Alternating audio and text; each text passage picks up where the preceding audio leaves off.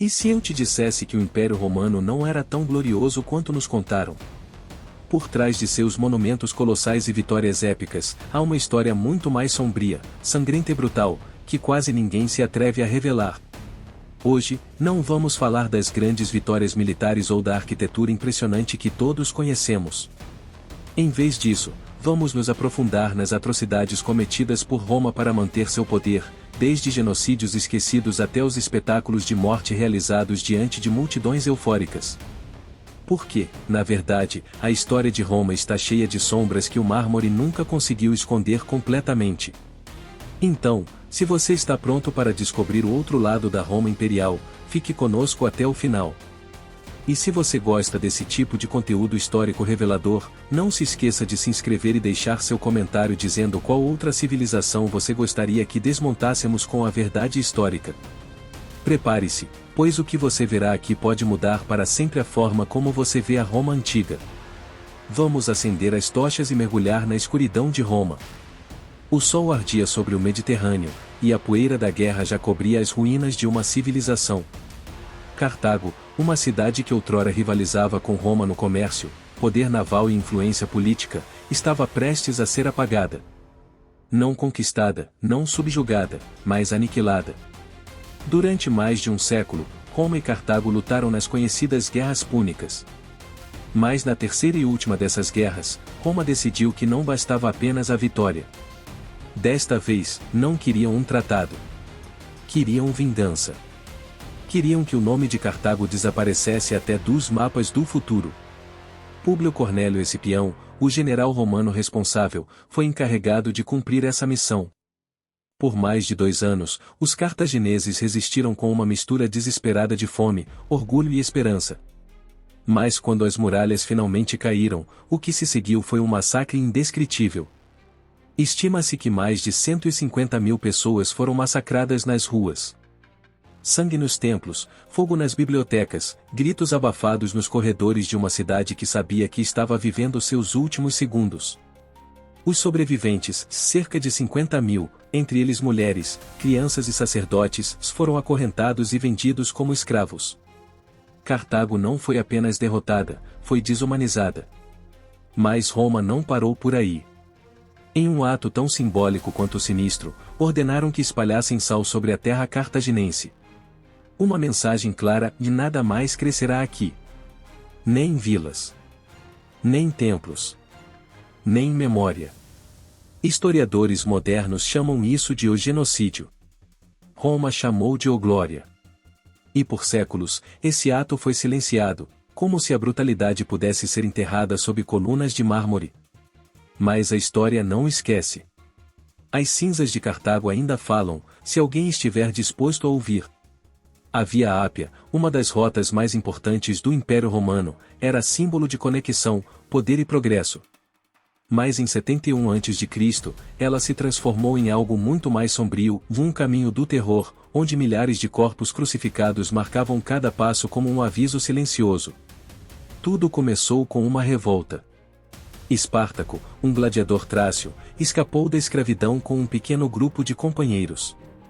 O que começou como uma fuga desesperada se transformou em uma rebelião colossal. Em pouco tempo, mais de 100.000 escravos se juntaram à sua causa. Eles queriam liberdade. Queriam dignidade. Queriam quebrar as correntes do império mais temido de sua época. Durante 2 anos, derrotaram legiões romanas, incendiaram vilas e semearam pânico entre os nobres. Roma estava envergonhada. Não poderia permitir que escravos, considerados inferiores, roubassem de sua autoridade.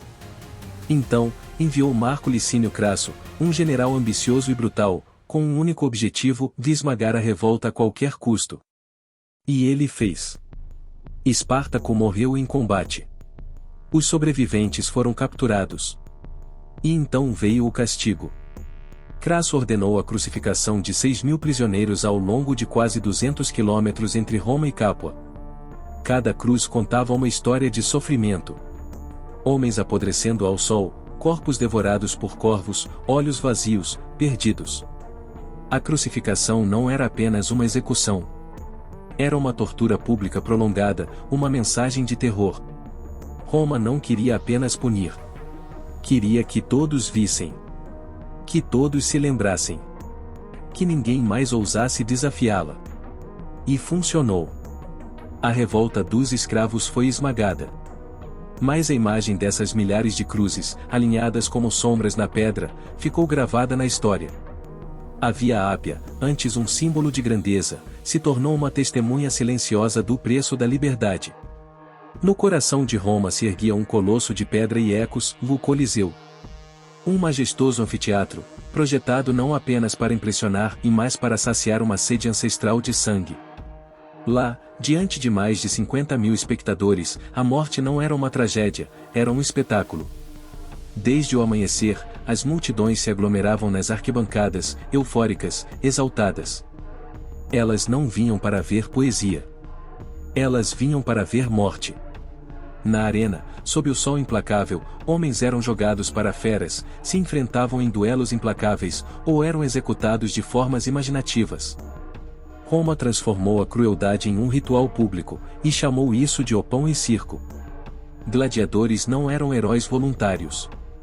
Eram prisioneiros de guerra, escravos, criminosos, forçados a lutar. Alguns eram treinados. Outros recebiam uma espada e uma esperança vazia. Muitos morriam sem aplausos, sem nome, sem história. Aqueles que sobreviviam, por sorte ou talento brutal, podiam ganhar a simpatia do povo, mas continuavam sendo propriedade. E nem tudo era luta justa. Nas Venationes, feras selvagens, tigres, leões, ursos, eram soltas sobre homens desarmados. Em outras ocasiões, representações mitológicas terminavam com execuções reais. O público ria, aplaudia, pedia mais. Era a alma de um império que, por trás das togas e mármores, escondia um coração endurecido por séculos de violência. Para Roma, a arena era um reflexo do seu poder, e se você podia matar, podia governar. E o povo, distraído pelo massacre, esquecia a fome, a miséria, a opressão. Hoje admiramos as ruínas do Coliseu. Mas sob essas pedras ainda ecoam os gritos de milhares de vítimas que morreram para entreter um império. Porque, em Roma, o maior espetáculo era a morte. À medida que o Império Romano se expandia, também crescia a necessidade de controlar tudo, terras, riquezas, pensamentos.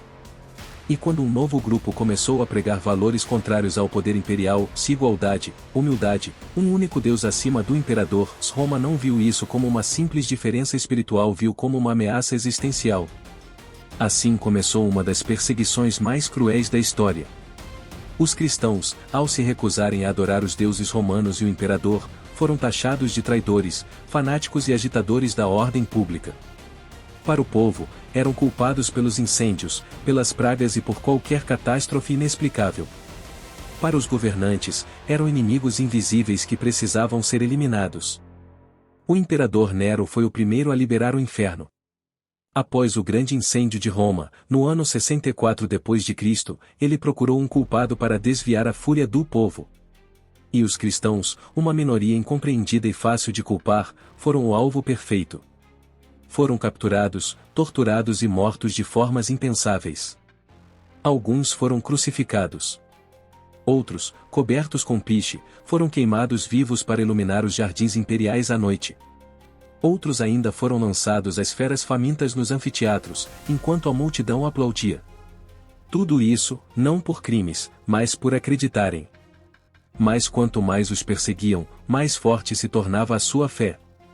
As execuções públicas não extinguiram sua mensagem, elas a amplificaram. Suas histórias de martírio começaram a circular secretamente, inspirando outros a resistir. Porque, diante do fogo, os cristãos não renegavam. Morriam cantando. Roma tentou silenciar sua voz com gritos de dor. Mas o que conseguiu foi plantar uma semente indestrutível. Hoje, os mártires daquele tempo não são apenas lembrados, são o símbolo de uma resistência que nem o fogo conseguiu apagar. Jerusalém, a cidade sagrada, havia resistido a invasões, impérios e guerras. Mas no ano 70 d.C., diante da fúria implacável de Roma, nem mesmo seu muro mais antigo pôde salvá-la. O que aconteceu lá não foi uma simples repressão. Foi um aviso ao mundo. O conflito começou quando os judeus, cansados da dominação romana e da opressão política e religiosa, iniciaram uma rebelião. Eles queriam recuperar sua autonomia, sua fé, sua dignidade. Durante anos, enfrentaram as legiões imperiais em uma luta desigual, mas feroz. O imperador Vespasiano enviou seu filho Tito para esmagar o Levante. E Tito não teve misericórdia. Roma sitiou Jerusalém com todo o seu poder. Bloqueou as entradas. Cortou os suprimentos. Dentro, a fome se transformou em desespero. Famílias inteiras morriam sem lutar.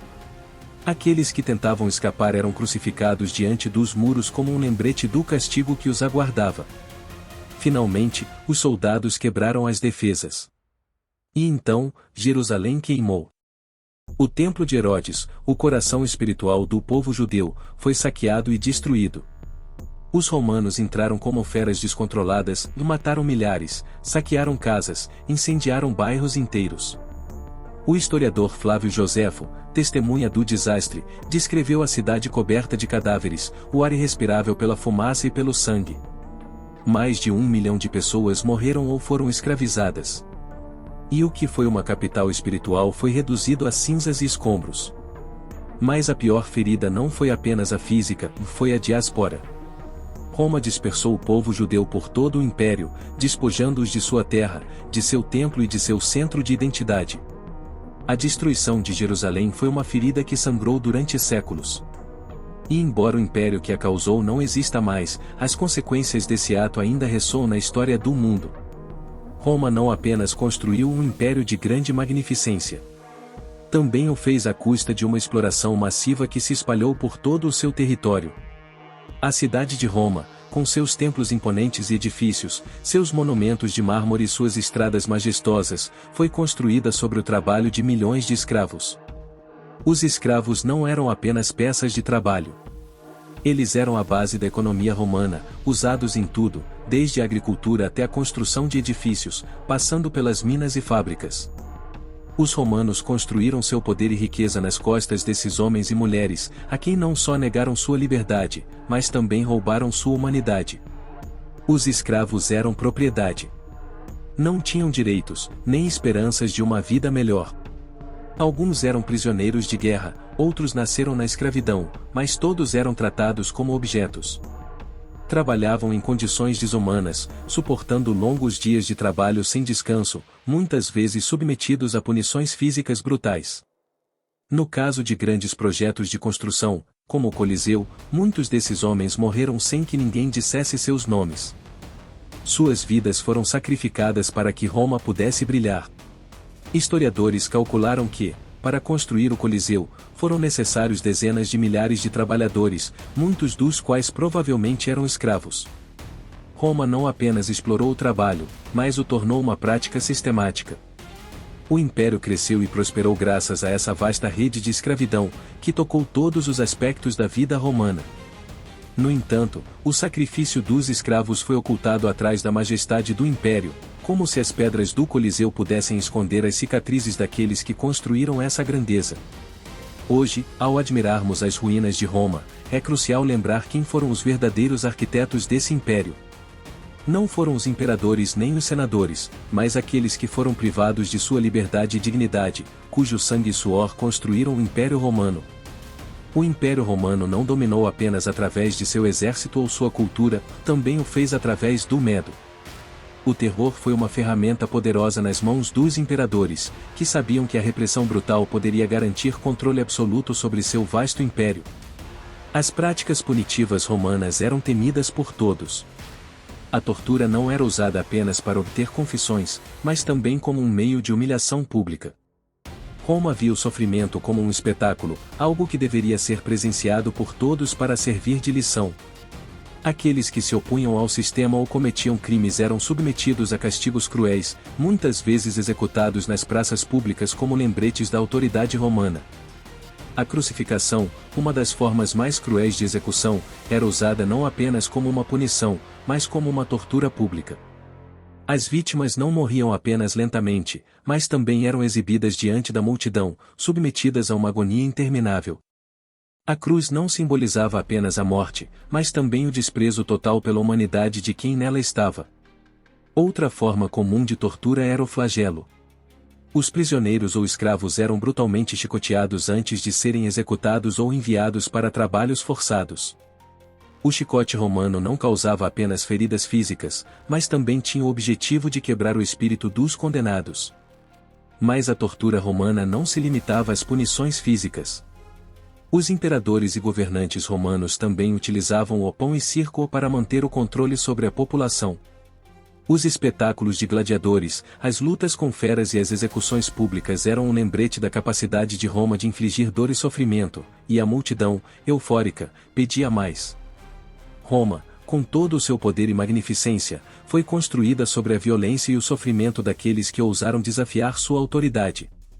Em suas arenas de guerra, em seus coliseus e nas ruas da cidade, a tortura foi uma constante que definiu a moralidade e a ordem do império. Roma não apenas conquistou territórios. Roma despojou os povos conquistados de sua identidade, sua cultura e sua dignidade. Embora os romanos se vangloriem de sua capacidade de assimilação e civilização ou das nações conquistadas, a verdade é que seu verdadeiro objetivo era suprimir e apagar qualquer vestígio da independência cultural e religiosa dos povos subjugados. Povos como os gauleses, os germânicos, os celtas e os bretões foram apenas alguns dos muitos que caíram sob o jugo romano. Cada invasão não significava apenas a ocupação de um território, mas também a erradicação sistemática de seus costumes, línguas e crenças. Roma, com sua cultura imperial e sua religião politeísta, não estava disposta a permitir que esses povos vivessem de acordo com seus próprios valores. A civilização romana era, na verdade, uma ferramenta de dominação, imposta de maneira brutal e impiedosa. Os gauleses, por exemplo, resistiram ferozmente durante as guerras gálicas, onde seu líder, Vercingetorix, lutou para preservar sua terra e sua cultura. Mas após sua derrota, Roma não apenas anexou o território. Apagou sua identidade, impondo o latim como língua oficial e destruindo templos e locais sagrados. O povo gaulês foi forçado a adotar costumes romanos, e aqueles que não se submeteram foram mortos, escravizados ou deslocados. O mesmo aconteceu com os povos germânicos e celtas, cujas terras foram conquistadas pela espada romana. Os romanos não apenas assumiram o controle político, destruíram símbolos religiosos e despojaram esses povos de sua própria história. Roma os reduziu a meras sombras do que foram, obrigando-os a se tornar parte de um império que não reconhecia sua dignidade ou valor cultural. Mas a maior ameaça para Roma não era apenas a resistência física, mas a resistência cultural. Roma temia a força das tradições desses povos, pois se seus povos não se rendessem, suas crenças e culturas permaneceriam vivas, desafiando a supremacia do império. Assim, a cultura romana procurou apagar todo vestígio das civilizações anteriores. Na história de Roma, civilização não era um ideal nobre, mas um meio de esmagar aqueles que se opunham ao seu domínio, deixando-os sem memória ou voz. Os povos conquistados, ao serem subjugados, perderam mais do que suas terras e perderam sua dignidade. Roma não usou apenas o poder militar para dominar, também empregou o entretenimento como uma ferramenta de controle social. O povo romano, apesar de viver em um império vasto e poderoso, sofria com as tensões internas da pobreza, fome e opressão. No entanto, os imperadores encontraram uma maneira de manter o povo distraído no espetáculo da morte. Os anfiteatros romanos, com o Coliseu como sua maior expressão, não eram apenas cenários de entretenimento. Eram teatros da violência, projetados para manter o povo apaziguado e focado na brutalidade que se desenrolava diante deles. Ali, o sangue derramado não era apenas uma forma de executar punições, era um meio de manter o controle absoluto. As lutas de gladiadores, as venationes, de lutas com animais selvagens, e até as execuções públicas se tornaram um ritual diário. Os romanos sabiam que, se conseguissem manter seu povo entretido com a morte e o sofrimento dos outros, as tensões sociais diminuiriam. Não se tratava apenas de punir criminosos ou escravos, mas de mostrar ao povo o poder inquebrantável do império. Os gladiadores, aqueles que enfrentavam a morte na arena, não eram heróis voluntários. Eram prisioneiros de guerra, escravos, criminosos, homens e mulheres que foram forçados a lutar para satisfazer o desejo de sangue das multidões. Alguns recebiam treinamento, outros eram simplesmente lançados na arena com uma espada e a esperança de sobreviver o tempo suficiente para serem lembrados pelo público. Mas até aqueles que sobreviviam não eram mais que propriedade do Império, e seu destino sempre estava selado. As representações da morte não se limitavam apenas às batalhas entre gladiadores. Em alguns momentos, animais selvagens como leões, tigres e ursos eram soltos sobre prisioneiros desarmados, e as multidões aplaudiam o espetáculo. O sangue derramado não era apenas entretenimento, mas um símbolo do poder absoluto de Roma. E enquanto o povo celebrava o sofrimento, as elites romanas seguiam com sua política de controle sem que a população jamais se revoltasse. A manipulação das massas por meio desses espetáculos foi tão eficaz que, em vez de questionar as condições de vida, o povo de Roma se sentia parte do império, conectado com a grandeza romana através da violência. O que era um império fundado na brutalidade, foi apresentado como uma civilização superior graças à carne e sangue dos vencidos. Roma construiu pontes, estradas e leis que ainda hoje influenciam o mundo moderno. Criou uma civilização que, em sua época, foi admirada por sua grandeza, organização e poder. Mas, como todos os impérios, Roma não construiu seu legado sem pagar um preço. Esse preço foi o sangue, a opressão e a destruição de aqueles que se opuseram ao seu caminho. Durante séculos, Roma desmontou culturas inteiras, erradicou crenças e desumanizou os povos que conquistou. Desde o genocídio de Cartago até o massacre dos cristãos, passando pela humilhação pública dos rebeldes e pela exploração impiedosa dos escravos, o Império Romano foi construído sobre uma base de sofrimento e sacrifício.